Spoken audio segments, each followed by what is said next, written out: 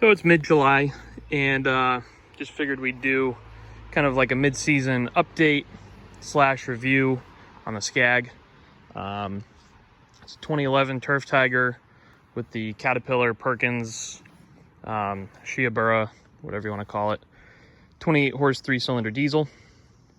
So I've had a chance to use this thing pretty extensively this year because the Northeast has been getting like weekly thunderstorms and tons of rain, and there's quite a bit of crabgrass in here, but this is a new lawn this year, recently hydroseeded, and it grows fast, and as does the lawn up at my parents' house.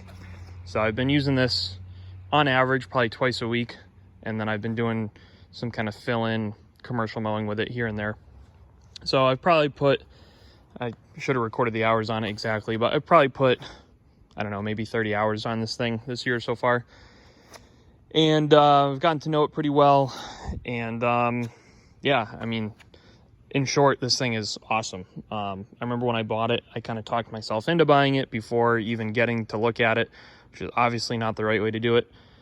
But, I $3,500 for it, put a couple $100 into it right off the bat, knowing that it was a good deal, knowing that there was, knock on wood, kind of, unless the engine blew up, really no way to lose money on it. And this thing has been pretty bulletproof. It starts right up, runs great. Usually what I'll do is let it warm up for about 5 minutes just until I see the temp needle move, and then I'll take it out and let it rip.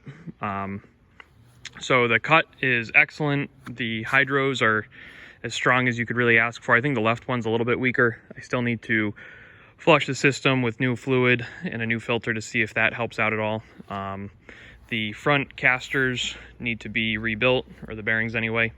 But the deck is great. No real noise from any of the idler pulleys. The spindles seem to be solid.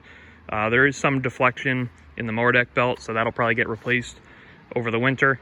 But yeah, really no complaints with this thing. It's been pretty awesome, and it makes mowing much more enjoyable, which is great this year, as said, with the rain. I've been on kind of like a Sunday, Wednesday mow schedule, and trying to do that with the walk behind years ago just wouldn't have happened, and I would have wound up letting it go and just borrowing a zero turn, because this thing is far more enjoyable to use than a Suburban or a walk behind, or really kind of anything else. And the couple times that I've used it to fill in for helping some friends out with commercial mowing, it's been awesome for that as well. Obviously the weight of the machine allows it to kind of go anywhere, and then the size of the deck and the power of the engine, it'll kind of cut whatever you put in front of it. So it side hills very well. It doesn't go up and down hills great, mostly from a power standpoint. It definitely has like the weight and the traction to go up and down hills, but if you give it a steep enough hill, you can really find the limits of that 28 horse pretty quickly. I'm contemplating turning the fuel up on it a smidge. In all likelihood, I'll probably leave it alone just because it runs too good. But aside from that, really kind of nothing to report on this. Just been kind of sharpening the blades periodically. I changed the oil once this year, right at the beginning of the season, and I was thinking about doing it halfway through, but realistically, at the rate that this thing is going to have hours put on it, I think once a year is going to be plenty fine.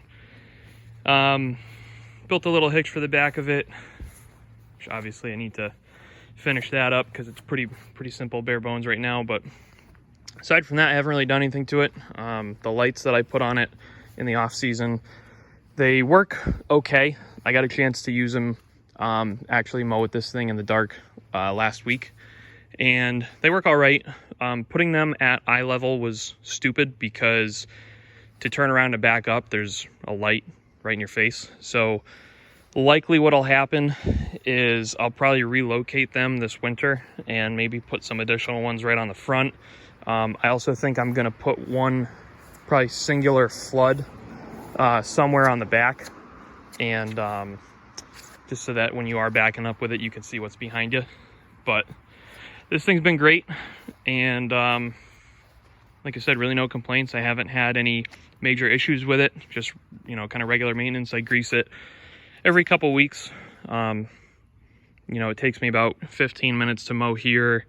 It's about a 10-minute round trip drive up to the street to my parents' house, and then it takes about 20 minutes to mow up there. So it gets about 1 to 2 hours of use per week, depending. So you know, I'll mow in a month, hours-wise, what this thing would have gotten put on, you know, in a day or 2 days in a commercial setting. So the greasing for me is going to be a little bit more periodic.